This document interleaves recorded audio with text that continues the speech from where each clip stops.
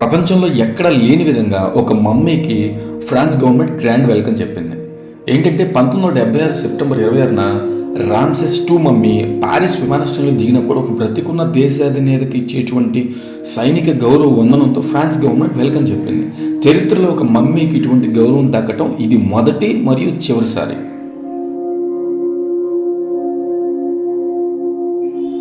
1970 ప్రారంభంలో కైరో మ్యూజియంలో ఉన్న రామ్సెస్ II మమ్మీ క్రమంగా పాడైపోవటం అక్కడ ఉన్న శాస్త్రవేత్తలు గమనించారు. అయితే దీనికి ఇమీడియట్గా ట్రీట్మెంట్ చేయాలి.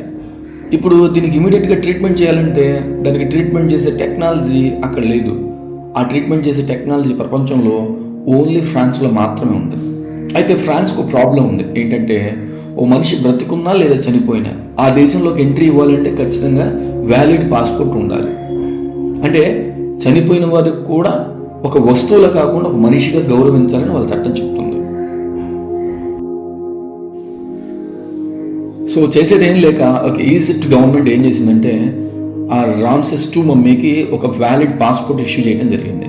సో ఆ వ్యాలిడ్ పాస్పోర్ట్ తోటి 1976 సెప్టెంబర్ 26న ఆ రామ్సెస్ II మమ్మీ ప్యారిస్ ఎయిర్పోర్ట్లో దిగినప్పుడు ప్రపంచంలో ఎక్కడా లేని విధంగా ఒక మమ్మీకి ఫ్రాన్స్ గవర్నమెంట్ గ్రాండ్ వెల్కమ్ చెప్పింది.